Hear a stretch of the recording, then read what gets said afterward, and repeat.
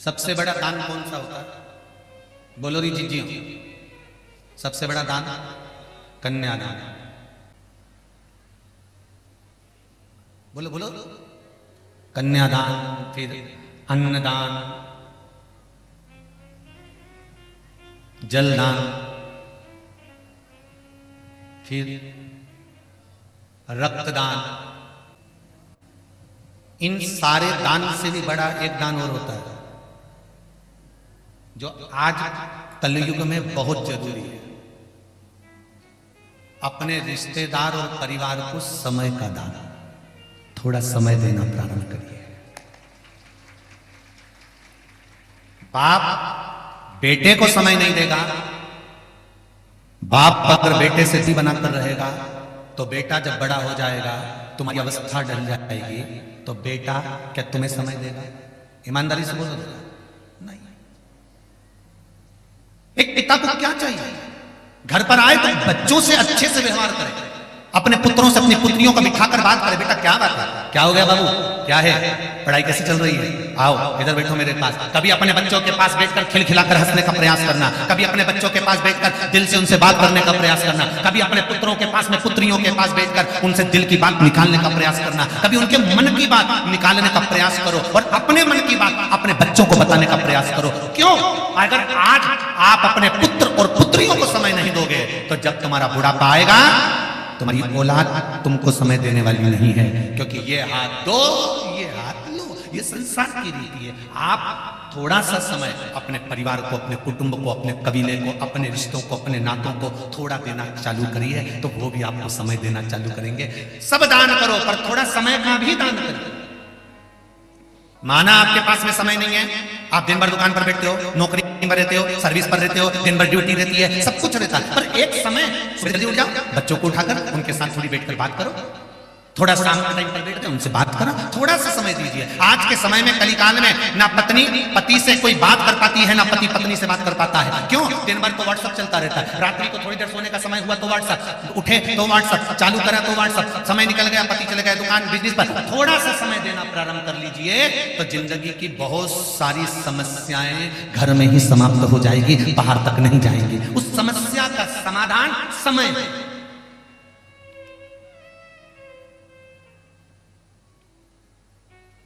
थोड़ा सा समय निकालना प्रारंभ करो।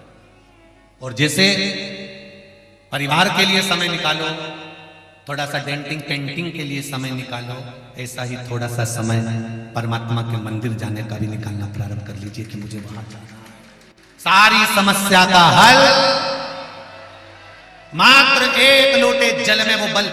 ये पत्र आया देखिए, भारती जी पटेल सागर के राजीव नगर वार्ड से आई हूं। मेरी शादी को 8 साल हो गए थे, मेरे यहाँ कोई संतान नहीं थी। बहुत प्रयास किया गुरुजी, कहीं से कोई आराम नहीं हुआ। डॉक्टर को बताया तो बोला बच्चा दानी में गांठ है, तो 2 बार आपका ऑपरेशन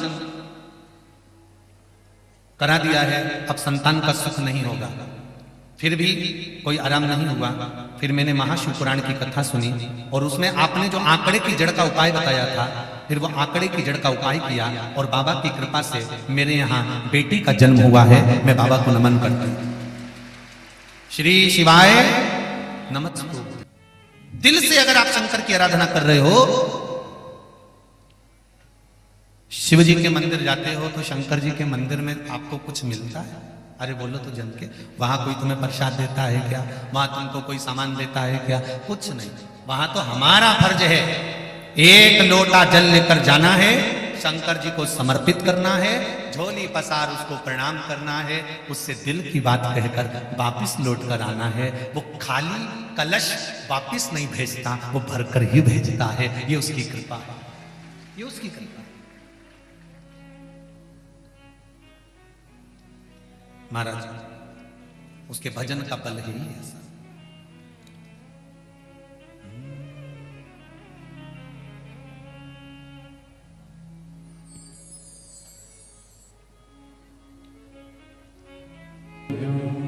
हे भोलेनाथ, शंभु, त्रिकालदर्शी, कैलाशी, अविनाशी, हे बाबा, आपकी कथा का रसपान कर रहे हैं, ऐसी कृपा करिए जीवन की सार्थकता बने।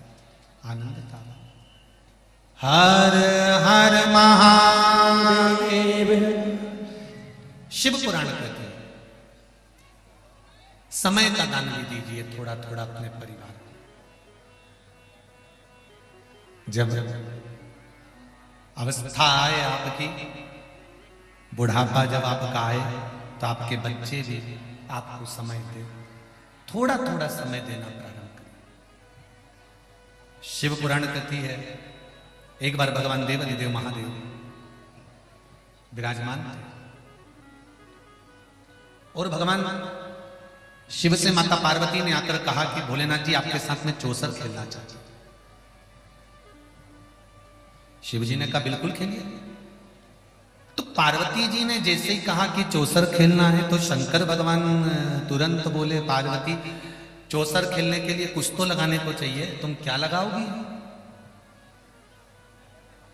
पार्वती जी बोली मेरे पास तो मेरे पिताजी ने मायके में से बहुत सामान दिया है, हिमालय राज की बेटी हूं, कोई साधारण थोड़ी ना, मेरे पास बहुत है चौसर में लगाने के लिए। पहले ये बताओ कि तुम क्या लगाओगे चौसर में? चौसर में तुम क्या लगाओगे? शंकर भगवान कहने लगे मेरे पास में डमरू है, त्रिशूल है, बागंबर है, मेरे पास तो बहुत है। पार्वती जी बोली इसमें से एक भी चीज काम की है जो तुम चौसर में लगाने वाले हो? इसमें से काम की चीज क्या है? महाराज डमरू किस काम का, बागंबर किस काम का, त्रिशूल किस काम का? हम क्या करेंगे इन सामानों का? आप तो ये बताओ कि आप क्या लगा सकते हो? शंकर भगवान ने कहा बस ये बागंबर मेरा जो लपटा हुआ है एक ही जोड़ कपड़े हैं। तो बोले तुम ये चौसर में लगा सकते हो? ठीक है। बाबा ने खेलना प्रारंभ करा पार्वती जी के साथ। पार्वती जी ने बहुत सामग्री लगाई, बाबा ने भी त्रिशूल लगाया, डमरू लगाया, सामान लगाया। लगाते लगाते बाबा के पास कुछ नहीं बचा, हारते गए। तब बाबा ने अपना बागंबर पार्वती जी को लगा दिया। पार्वती जी ने कहा सुन लो स्वामी, बागंबर लगा रहे हो चौसर में, यह मत सोचना कि मैं तुम्हें छोड़ दूंगी। अगर मैं जीत गई तो बागंबर तुमसे लेकर मानूंगी। शिव जी ने कहा हाँ ले लेना, चल ठीक है।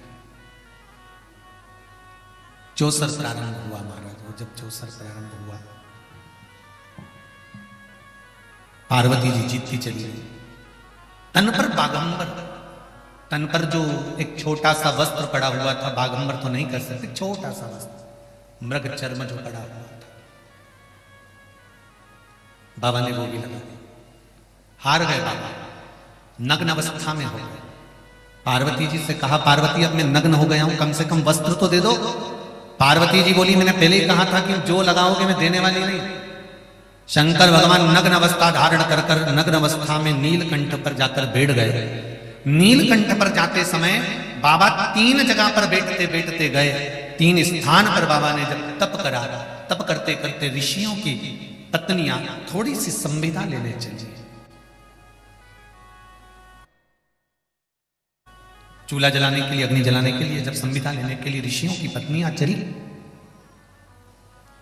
ऋषियों की पत्नियों ने भगवान देवादिदेव महादेव को देखा, भगवान शंकर को देखा। देखकर बड़ी प्रसन्न हुई बाबा को देखकर। अब प्रसन्न होकर ये सब ऋषियों की पत्नियां जब घर पर लौट कर आ गई, घर पर पहुंच गई, और घर पर आने के बाद में सारी ऋषियों की पत्नियां एक जगह पर बैठकर शंकर भगवान का गुणगान गाने लगी, शिव जी का भजन करने लगी, शिव स्मरण करने लगी। शिव महापुराण की कथा कहती है आप मंदिर नहीं पहुंचे हो तो घर पर रहकर भी अगर आपने शिव महापुराण की चर्चा, शिव महापुराण का स्मरण करा है तो यह समझ लेना कि शिव पुराण की कथा सुनने का फल आपके खाते में है। ऐसे भी होंगे। पहले हैदराबाद की कथा में कहा था बगीचे में जाओगे बहुत फूल लगे होते हैं, पर क्या सारे फूल तुम्हें पसंद आते हैं? बोलो तो जम के नहीं। बगीचे में कोई कोई गुलाब का फूल बड़ा सा अच्छा सा सुंदर सा दिखता है तो तोड़ने का मन करता है। बगीचे में कोई कोई फूल अच्छा नजर आता है, उसको लेने का मन करता है। उसी तरह सागर के बगीचे में, पटकुई तक के बगीचे में और आसपास के पूरे मध्य प्रदेश के बगीचे में अगर आप शिव महापुराण की कथा में बैठे हो या आस्था चैनल पर या मोबाइल पर सुन रहे हो तो समझ लेना उसी बगीचे के सबसे सुंदर फूल आप। श्रेष्ठ फूलों की गिनती में आप आते हो। गला पकड़, श्रेष्ठ फूलों की गिनती में आप आते हो।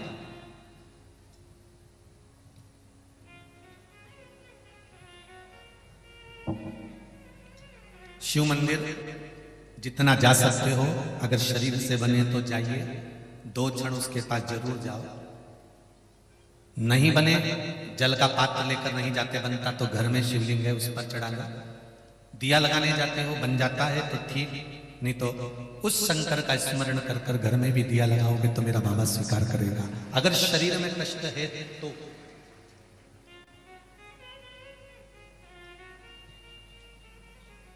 शरीर में अगर कष्ट है, मेरे देवाधिदेव महादेव की कृपा, भगवान शंकर को देखकर ऋषियों की पत्नी ने विचार करा और आपस में बात करने लगी।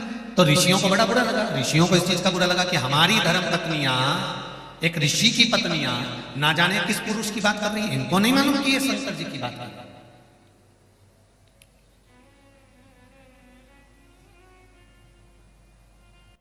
कई बार किसी का यदि बार बार नाम का स्मरण होता है तो किसी व्यक्ति के हृदय में थोड़ी सी ईर्ष्या जाग जाती है।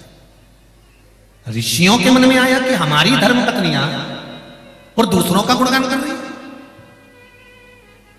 ये गुणगान कर किस कर रही है? ऋषि पत्नियां किसको रिझा रही हैं? किसका वर्णन कर रही हैं? इनको भान नहीं हुआ कौन था ऐसा। ऋषि पत्नियों से पूछा ऋषियों ने कि तुम किसका गुणगान कर रही हो? तो ऋषि पत्नी बोली कोई पुरुष है, नग्न अवस्था में बैठा हुआ है, तन पर कोई वस्त्र नहीं है, पर उसके चेहरे पर तेज बहुत है, उसके मुख पर भगवान का भजन बहुत है, उसके मुख पर कीर्तन बहुत है। क्रोध आ गया ऋषियों ने विचार करा, एक काम करते हैं, जो भी व्यक्ति वन में डोल रहा है नग्न अवस्था में, एक काम करते हैं, इसको किसी खड्डे में पटक देते हैं।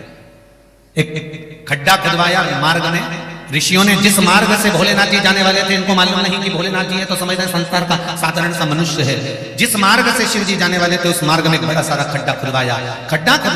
देवाधिदेव महादेव जा रहे थे, शंकर जी ने खड्डे को देख लिया था कि बहुत बड़ा खड्डा खुदा हुआ है। शिव जी तो सब जानते थे पर लांग कर जा सकते थे, पर शंकर जान करके उस खड्डे में गिर गए। ऋषियों ने मार्ग रोक दिया। रात्रि के समय पर एक सिंह को अग्नि की मशाल के माध्यम से उसी खड्डे में पटक दिया। एक ही खड्डे में देवाधिदेव महादेव भी है, एक ही खड्डे में सिंह, शेर, बाघ भी। बाबा देवाधिदेव महादेव और बाघ में दोनों में चर्चा हुई, बात हुई। भगवान शंकर ने बाघ को मारना प्रारंभ करा तो बाघ ने हाथ जोड़कर कहा, प्रभु बस एक निवेदन स्वीकार कर लो कि भले मेरे प्राण ले लो, पर मेरे शरीर की जो बागंबर है, मेरे शरीर की जो खाल है, वह आप अपने आसन में समर्पित कर लो, अपने तन पर धारण कर लो। शिव जी ने बाघ की खाल को, बागंबर को अपने तन पर धारण करा। उस बागंबर को पहनकर शंकर भगवान नीलकंठ पर पहुंच गए। भगवान शिव जब नीलकंठ पर पहुंचे, आज भोलेनाथ गंगा जी में नहाने के लिए गए, उनकी तप साधना के बल पर शरीर से पसीना बह निकला, पसीने की 5 धार बन गई। जब पसीने की 5 धार बनी तो भगवान शंकर की 5 लड़कियों ने जन्म ले लिया। जया, साथ में बोलेंगे सभी लोग, जया, विषहरा, सामरीबारी, दौतली और देव। क्या नाम था? देव।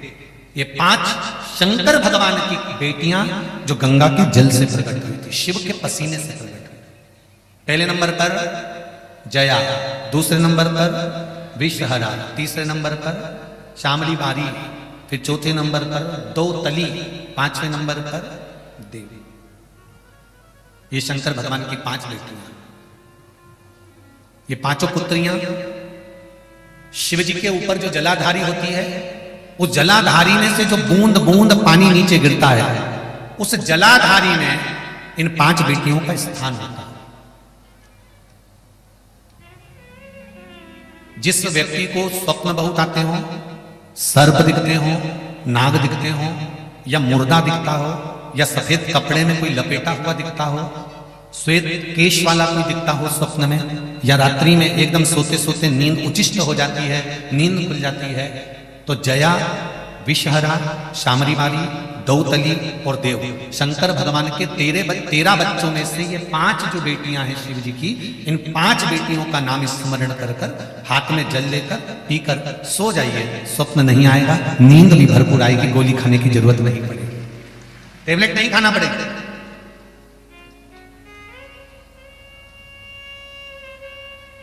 भगवान शंकर ने बागंबर धारण किया। थोड़ी देर बाद माता पार्वती को मालूम पड़ा कि मेरे पति गंगा जी में स्नान कर रहे हैं, गंगा जी में बैठे हैं और कोई 5 कन्याएं शंकर भगवान पर जल फेंक रही हैं। क्रोध आ गया माता पार्वती को। पार्वती जी को नहीं मालूम था कि इनकी पुत्रियां। माता पार्वती दौड़ कर आई, आकर देखा भगवान शंकर को। क्रोध में आकर माता पार्वती उन 5 को श्राप देने वाली थी। शिव जी ने आकर रोक लिया, पार्वती रुको, तुम ये क्या कर रही हो? इनको श्राप क्यों दे रही हो? ये तो मेरी पुत्रियां हैं, बेटियां, आप इनको श्राप मत दीजिए। तब पार्वती जी ने श्राप का हाथ रोका। शंकर भगवान से कहा, भोलेनाथ आपसे एक निवेदन है। शिव जी ने पूछा, क्या निवेदन? अगर ये आपकी बेटियां हैं, आपके द्वारा गंगा के जल से प्रकट हुई है, तो मैं भी एक बेटी को जन्म देना चाहती हूं। शंकर भगवान ने कहा, ठीक है पार्वती, चलो मेरे साथ। भगवान शंकर पार्वती को लेकर काशी चले। काशी अविमुक्त नगरी, मोक्ष नगरी है काशी।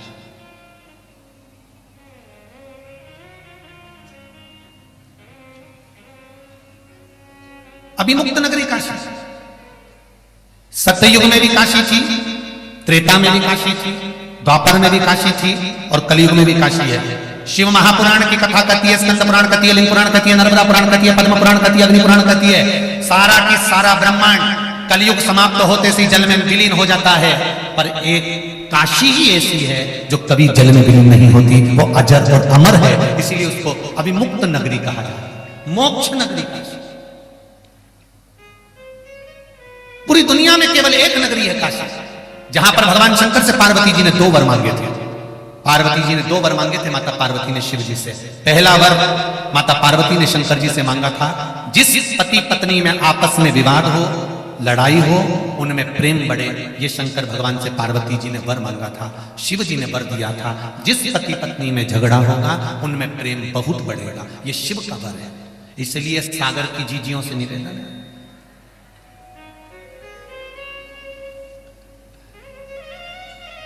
एक बात कहें आपको, झगड़ा करने में भी दिल की बातें बाहर निकल जाती हैं। बोलो सही है गलत है?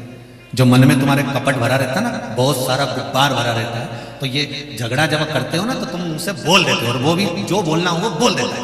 पर निवेदन है, थोड़ा झगड़ा तो ठीक है, लड़ो। और जितने भी लोग लड़ते हैं ना आपस में, लड़के दुकान चले जाते हैं, नौकरी पे चले जाते हैं और आते से ही पूछते हैं, क्यों तेरी मम्मी कहाँ गई? तुरंत झगड़ा कर गए और आते से ही पूछे, मतलब प्रेम बढ़ गया। विवाद होता है तो प्रेम भी बढ़ गया। लड़ो, पर ऐसा मत लड़ना कि अदालत तक बात पहुंच जाए। लड़ो, मना नहीं। शिवजी ने पार्वती से कहा, मैं तुझे वर देता हूं, तथास्तु कहता हूं कि जो आपस में झगड़ा होगा पति पत्नी में, उसमें प्रेम बढ़ेगा। पार्वती जी ने दूसरा वर मांगा, मुझे वर दीजिए कि काशी में जो मरेगा उसको गुरु मंत्र आपको देना पड़ेगा। शंकर भगवान ने कहा, यह कभी नहीं हो सकता पार्वती, कि काशी में जो मरेगा उसको मैं गुरु मंत्र दूंगा। पार्वती, इस वर की जगह तुम दूसरा वर मांग लो। पार्वती जी कहती है, नहीं, वर तो मुझे यही चाहिए, मुझे दूसरा वर नहीं चाहिए। महाराज, देना हो तो दीजिए जन्म जन्म, मेरे सिर पर रख दो भोले अपने ये दोनों, और देना हो तो दीजिए जन्म जन्म। भोलेनाथ जी से माता पार्वती जी कह रही हैं, दूसरा वर देना है तो दीजिए, और वर भी कोई साधारण नहीं है, वर वो दीजिए कि काशी में जो मरेगा तो गुरु मंत्र आपको देना पड़ेगा। शंकर भगवान कहने लगे, संसार में मनुष्य जन्म लेगा और उसको गुरु मंत्र में दूं, ये कहां का तरीका है? नहीं नहीं नहीं नहीं, मंत्र तो आपको देना है, मंत्र तो देना पड़ेगा, चाहे कुछ भी हो, गुरु तो आपको बनना पड़ेगा। और सुन लो री जीजियों, मेरे भाई मेरी बहनों, इधर उधर हमको भटकना नहीं है।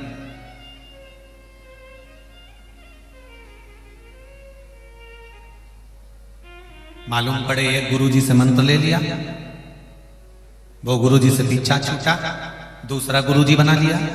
होता है कभी कभी। एक बार हम कथा करने कहा गए थे तो वहां पर कहीं एक माता जी आकर बोली कि गुरुजी हमको गुरु मंत्र लेना। हमने कहा कितने साल की हो? कि 82 साल की। 82। अच्छा। हमने कहा तुमने अभी तक गुरु मंत्र नहीं लिया? नहीं लिया था गुरुजी। तो हमारा जो पहला गुरुजी था ना, जब हम छोटे छोटे थे तो हमारी मम्मी हाथ पकड़ के ले गई, हमारे यहाँ प्रवचन करने गुरुजी आए तो हमसे मंत्र दिलवा दिया था। फिर दूसरी बार से हमारे यहाँ वो गुरुजी नहीं आया। फिर हमारी शादी हो गई। शादी होकर हमारी मम्मी से कहे कि हमारा गुरुजी से मिलवा दो। मम्मी बोली वो गुरुजी तो निकल गए। फिर हमारी शादी हो गई, हमारा पति हमको घुमाने के लिए चित्रकूट ले गया। फिर हम चित्रकूट गए तो वहां पर हमारे पति के जो गुरुजी थे ना, हमारा पति बोला इनसे गुरु मंत्र ले लो। हमने उनसे गुरु मंत्र ले लिया। गुरुजी तो हमने कहा तुम्हारा गुरु हो तो गया, फिर काय को गुरु मंत्र? नहीं सुनो तो सही गुरुजी, हमारे चित्रकूट में गुरुजी हो गए। हम हमारे बच्चों को जब गुरुजी को धुकाने के लिए लेके जाने लगे तो हमको मालूम पड़ा कि हम मंदाकिनी स्नान करें, गुरुजी से मिल आए। 12 साल के बाद हम गुरुजी से मिलने गए, मालूम पड़ा हमारा गुरुजी तो। फिर हमारी बहन बोली हम वृंदावन जा रहे हैं, वहां पर हमारे गुरुजी हैं, तुम उनसे गुरु मंत्र ले लो। हम वृंदावन घूमने गए तो हमारी बहन का गुरुजी था, हमने उनसे गुरु मंत्र ले लिया। एक बार हमारी बेटी बोली मम्मी चलो हम भी वृंदावन चलते हैं। 9 साल के बाद हमारी बेटी हमको वृंदावन घुमाने ले गई। हम वृंदावन गए, गुरुजी हमने सोचा हमारे गुरुजी से मिल आए अटल्ला चुंगी पे जाके। अब वृंदावन के अटल्ला चुंगी पे मिलने गए तो हमें मालूम पड़ा हमारा गुरुजी तो निपट गए। गुरुजी हमारा कोई गुरुजी नहीं है, तुम हमको गुरु मंत्र दे दो। हमने कहा बेन रेन दे कथा कर लेते हैं, तेरा क्या जाए, तो गुरु मंत्र लेती जाए, गुरु निपटाती जाए। अब कथा बात है।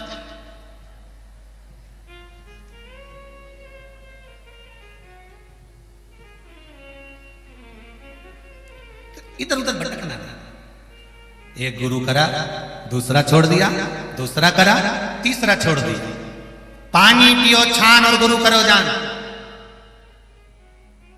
आज का जमाना बड़ा विचित्र है कि गुरु फिरे बाजार में, हमसे दीक्षा ले, नरक पड़ो चाहे स्वर्ग जाओ, पर माल हम ही को दो।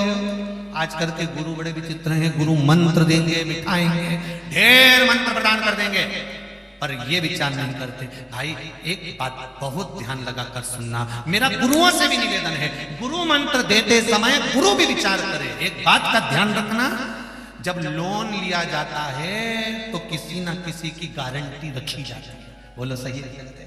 अरे बोलो तो दीजिए। तुम्हारे साथ जो जाएगा ना उसकी फाइल जमा होगी, तुम इनको पहचानते हो? Yes sir. तुम्हारे पास प्रॉपर्टी है? जी सर। तुम्हारी गारंटी रखी जाएगी, अगर इसने लोन नहीं भरा तो तुमसे लिया जाएगा, ये कागज में लिखा जाता है। उसी तरह गुरु जो होता है वो अपने शिष्य की गारंटी लेता है कि ये भजन करेगा और आपको तारना है। अगर शिष्य मंत्र लेने के बाद भजन नहीं करता तो गुरु जी को भोगना पड़ता है। इसलिए गुरु मंत्र देते समय गुरु जी भी ध्यान रखें कि सबको मंत्र देने में एक पट्टे में सबको बिठा लिया और मंत्र दे दिया, और मंत्र लेने के बाद लोग गए, फिर वही मदिरा पान करना, मांसाहार करना, भक्षण करना। और गुरु जी ने पूछा क्यों रे, तू तो गुरुमुख हो गया, गुरु मंत्र लिया है तूने और अभी भी मदिरा पान कर रहा है। अरे गुरु जी तो मुख से मैंने गुरु मंत्र लिया था, कानों से लिया था, पर पीने के बाद तो नीचे उतर जाए, यहाँ तो रे, इसलिए मंत्र खराब है। गुरु जी ने कहा नहीं नहीं, मुझे भोगना पड़ेगा, भोगना पड़ेगा। गुरु मंत्र लेना जरूरी है, पर एक निवेदन है, भटकना नहीं है इस मंत्र के लिए। अगर दिल से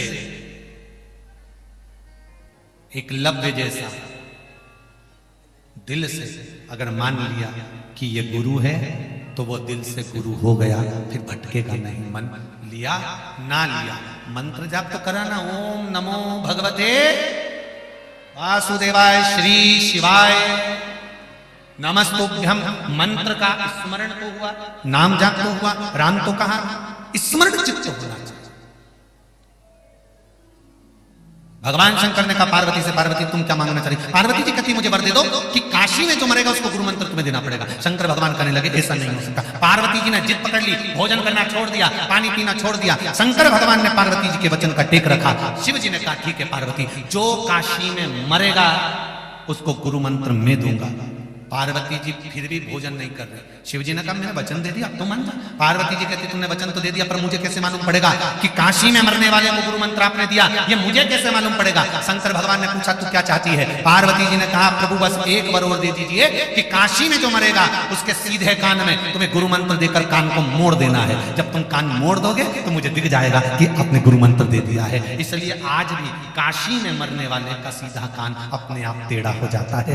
आज भी काशी में मरने वाले का सीधा कान टेढ़ा।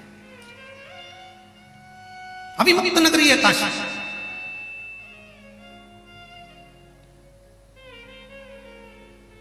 कभी मौका मिले तो मणिकर्णिका के घाट पर जाकर दर्शन करिएगा। जो मुर्दे हैं उनको देखिएगा।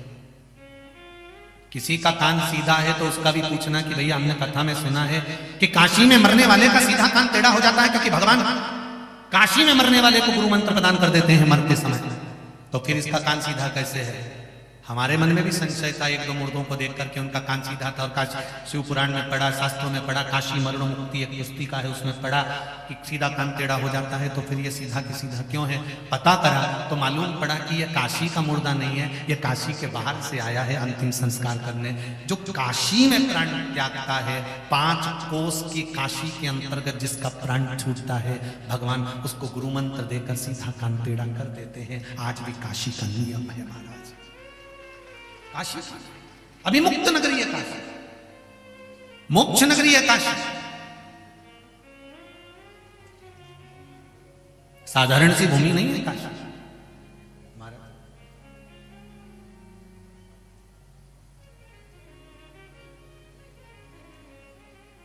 वो कहे ना ओ भोले तेरी काशी में, ओ भोले तेरी काशी में, बन तितली में उड़ती फिरा, ओ भोले तेरी। सभी लोग बोले बन तितली में उड़ती फिरा, ओ भोले तेरी काशी में, ओ भोले तेरी काशी में, शिव शंकर तेरी काशी में, बन तितली में उड़ती फिरा, ओ भोले तेरी काशी में। शिव की कृपा से काशी अभिमुक्त नगरी है, मोक्ष नगरी।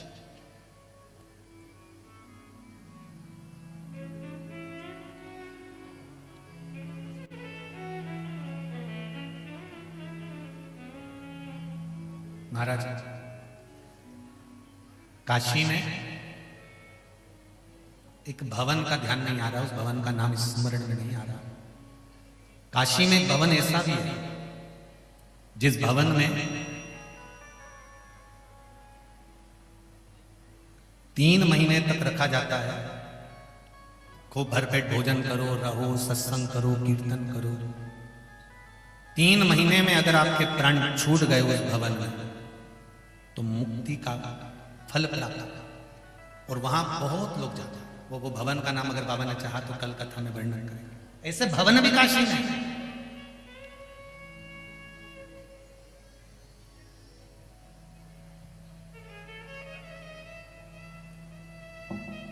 उत्तराखंड की भूमि में, देवभूमि काशी में, शंकर के धाम में, 12 ज्योतिर्लिंग में, या शिव के धाम में, शिव मंदिर में, या भगवान के तीर्थों में अगर किसी के प्राण छूट भी जाए तो हमारा तो यहाँ व्यासपीठ से निवेदन है, रोना मत, बल्कि ढोल मंजीरा बजाते हुए उसका अच्छे से अंतिम संस्कार करना। वो भगवान से रोना नहीं, क्योंकि जन्म होता है तो मृत्यु निश्चित हो जाती है कि कहां मरना है, कब मरना है, किस जगह पर मरना है और कितनी बजे मरना है। माता के गर्भ से बच्चे का जन्म होता है और नाल जब कटती है, नाल जब कटती है, उस नाल कटने के समय पर बस नाल कटी और मरने की तारीख, तिथि, पल, घड़ी, नक्षत्र सब लिख दिया जाता है कि अब इसको कब मरना। जब तक मां के गर्भ से जुड़े हुए बच्चे की नाल नहीं कटती तब तक मरने की तारीख नहीं लिखाती। गरुड़ पुराण कहती है, पद्म पुराण कहती है, अग्नि पुराण कहती है, मां के गर्भ से बच्चा बाहर निकला, नाल कटी और नाल कटते से उसके मरने की तारीख, तिथि, पल, घड़ी, नक्षत्र सब लिख दिया जाता है कि कौन सी जगह पर मरेगा, कब मरेगा, किस स्थान पर मरेगा।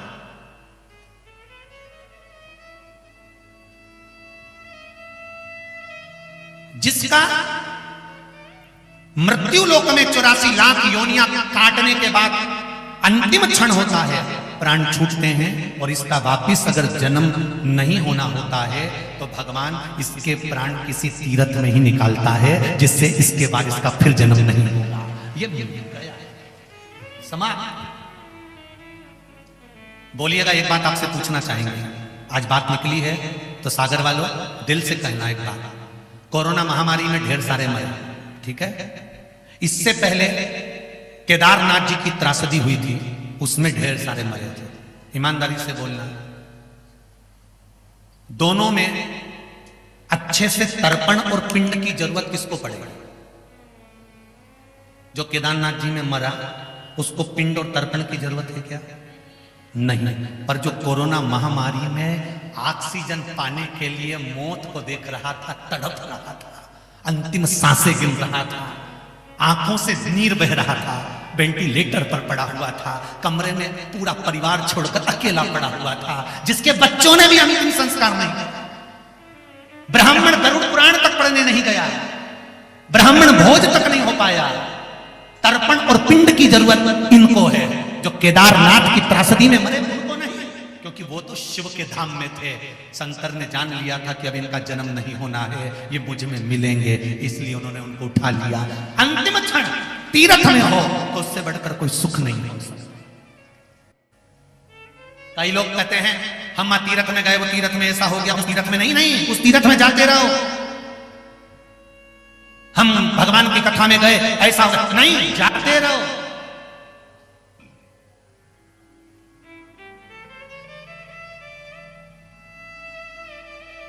तेरे मंदिर में आना मेरा काम है, हर मेरी बिगड़ी बनाना तेरा काम। हाँ, जाओ, पर जान मूझ कर कोई गलती मत करो, कोई ऐसा काम ना करिए जिससे किसी को कष्ट उत्पन्न। आपसे भी निवेदन है, जितने लोग कथा में भारी मात्रा में आप लोग कथा सुनने आए हो, 4-4, 5-5 पंडाल फुल भरे हुए हैं, उसके बाद भी चारों तरफ ढेर लोग खड़े होकर कथा सुन रहे हैं। आपसे भी निवेदन है, जब यहां से जाओ, अपने पांव से, अपने शरीर से, अपनी गाड़ी से, अपने घोड़े से किसी को तकलीफ ना हो। गाड़ी भी चलाओ तो धीरे धीरे चलाओ, कोई धीरे धीरे स्मरण करे, किसी को कष्ट ना हो। भगवान देवाधिदेव महादेव की पावन धरा है काशी, अभिमुक्त नगरी है काशी। शंकर भगवान ने पार्वती को ले जाकर काशी में नंदन वन में बिठा दिया। नंदन वन में जब माता पार्वती जी बैठ गई काशी की उस भूमि पर, तब नंदन वन में बैठी हुई काशी में पार्वती जी ने शिव जी से पूछा, आप कहां जा रहे हो? शिव जी बोले, मुझे थोड़ा सा काम है। पार्वती, अगर तुम्हें कुछ चाहिए तो सामने ये अशोक का वृक्ष है, इससे जो मांगोगे वो मिल जाएगा। पार्वती जी ने अपने एकांत शोक को मिटाने के लिए सम्मुख में खड़े हुए अशोक के वृक्ष से हाथ और कहा, अशोक के वृक्ष मुझे कन्या प्रकट कर दो। अशोक के वृक्ष ने कन्या प्रकट करी, वो पार्वती की पुत्री अशोक सुंदरी हो गई। शंकर भगवान के 13 बच्चों में सबसे छोटी बेटी थी अशोक सुंदरी, जो प्रकट हुई। अशोक सुंदरी को शंकर भगवान ने देखा पार्वती जी के पास में, बड़े प्रसन्न हुए। भगवान शंकर ने कहा, सुनो पार्वती, जिस बेटा और बेटियों का मंगल विवाह नहीं होगा, शादी नहीं होगी, अगर अशोक सुंदरी का स्मरण कर कर एक बेलपत्र में लाल चंदन लगाकर एक मूंग के दाने के साथ अगर अशोक सुंदरी के स्थान पर समर्पित कर देंगे तो उनके मंगल विवाह 3 महीने के अंदर हो जाएंगे। ऐसे मंगल विवाह का प्रस्ताव शिव कहता है। अशोक सुंदरी को साधारण शिव जी की बेटी, बेटा मां को प्रिय होता है और बेटी बाप को प्रिय होती है। किसी पिता की सबसे बड़ी दौलत होती है तो उसकी बेटी होती है। मेरा बेटियों से निवेदन है, किसी बाप की सबसे बड़ी दौलत होती है तो उसकी बेटी होती है। इसलिए मेरी बेटियों से निवेदन है, तुम्हारा पिता तुमको अच्छे स्कूल में पढ़ाता है, तुम्हारा पिता अच्छे कॉलेज में भेजता है, सबसे बात झगड़कर लड़कर घर के लोग मना कर रहे हैं, मत भेजो माहौल खराब है, उसके बाद भी केवल एक बाप होता है जो अपनी बेटी को अच्छा कॉलेज अच्छा स्कूल दिलाता है, दूसरे शहर में पढ़ने पहुंचाता है। तुम्हारे पिता ने कपड़े पहनने से मना करा नहीं, तुम्हारे पिता ने तुम्हें पढ़ाने से मना करा नहीं, तुम्हारे पिता ने हर पल तुम्हारे लिए अग्रणता रखी, वो खर्च करा, अपनी बेटी को आगे बढ़ाया है। तो बेटी का भी एक फर्ज बनता है कि अपने बाप को नरक मत भेज देना, कन्यादान का मौका अपने पिता को जरूर देना, ये बेटी का फर्ज। जिस बाप के घर में बेटी का जन्म होता है और वो बेटी अगर पिता को बिना बताए, पिता के हाथ बिना कन्यादान के अगर बेटी कोर्ट में जाकर या अन्य जगह जाकर विवाह कर लेती है तो वो बाप को 94 तरह के नरकों में भोगना पड़ता है। और बेटी उस बाप को जब अंतिम क्षण में बेटी भी जब ऊपर जाती है और उसको देखने को मिलता है तो बाप तड़प तड़प कर कहता है, मैंने कौन सी तेरे को कमी रख दी थी जो तूने मेरे को बिना बताए कहाँ विवाह कर लिया बेटी, कन्यादान का मौका नहीं दिया। मेरा बेटियों से निवेदन है, बाप को कन्यादान का मौका जरूर दो जिससे तुम्हारा बाप नरक ना भोगे। ऐसी गलत जगह विवाह मत कर लेना, बॉडी और साड़ी दिखा के फैशन में ये नए ये लोंडे होन, ये नए छोरा होन, ना जाने कौन किस धर्म का तुमको दिखाकर, शान और सत्ता बताकर, अपनी ओर आकर्षित कर थोड़े दिन तो अच्छा रखता है, फिर एक द्वार की वो होटल याद कर लो, अटैची में बेटी का शव पड़ा मिलता है। ऐसे लड़कों से बचने का प्रयास करना, संकल्प लेना, सनातन धर्म में मैं पैदा हुई हूं, सनातन धर्म में मेरा जन्म हुआ है तो विवाह भी सनातन धर्म में ही करूंगी, दूसरे धर्म में नहीं। सनातन धर्म में जन्मी हूं तो सनातन धर्म में ही विवाह करूंगी, दूसरे धर्म में नहीं। अपने बाप की शान घटने नहीं दूंगी, अपने पिता को रोने नहीं दूंगी, ये बेटी का कर्म हो। अशोक सुंदरी का चरित्र शिव जी वर्णन करे, समय आया भगवान गणेश जी के मंगल विवाह का प्रसंग आया है, भगवान गणेश जी और रिद्धि सिद्धि का मंगल विवाह हो रहा है, भगवान गणेश जी पधार रहे हैं। एक निवेदन बहुत साधुवाद देना चाहूंगा यहाँ के सुकृति हॉस्पिटल को, जिन्होंने अपने 10 डॉक्टरों की टीम यहाँ बिठा रखी है, सागर के सागर श्री हॉस्पिटल को, जिन्होंने 12 डॉक्टरों की टीम यहाँ पर बिठा रखी है सेवा के लिए, राजेश साहू जी मित्र मंडली को धन्यवाद दूंगा जिन्होंने निःशुल्क ब्याऊ लगा रखा है, और सागर के समस्त पत्रकार बंधुओं को, सोशल मीडिया को बहुत साधुवाद दूंगा जिन्होंने यहाँ की कथा को अखबारों में मीडिया के माध्यम से सर्व जगत में भेजा है। कल की कथा 2 बजे से 5 बजे तक नहीं रहेगी, कल की कथा सुबह 11 बजे से 2 बजे तक रहेगी। तो कल कथा का समय बदल गया है, जिन्होंने 7 दिन की कथा पूरी ना सुनी हो वो कल की कथा अवश्य श्रवण करें और अपने जीवन को सार्थक बनाएं। अपने अड़ोस पड़ोस नाते रिश्ते कुटुंब कबीले सबको कह दो कल की कथा कितनी बजे है, जम के बोलो जरा, 11 बजे से 2 बजे तक। टीवी पर भी 11 बजे से 2 बजे तक लाइव आएगी कल की कथा, इसलिए समय का ध्यान रखें और स्मरण रहे ये कथा कल विराम हो जाएगी। 12 तारीख से ऑनलाइन शिव महापुराण की कथा ऑनलाइन आएगी, उस कथा का नाम रहेगा देव श्री नारद शिव महापुराण की कथा। श्री नारद देव श्री नारद शिव महापुराण की कथा अपन श्रवण करेंगे 12 तारीख से दोपहर में 1 बजे से 4 बजे तक। अभी सुंदर रिद्धि सिद्धि गणेश जी महाराज को जयमाला पहना रही है, तालियां बजाकर स्वागत करिए। कुछ सूचना आशीष जी दे रहे हैं। जय श्री राधे। सभी भक्तों को हर हर महादेव, सदा जय श्री कृष्णा, श्री शिवाय नमस्तुभ्यं। व्यासपीठ को नमन।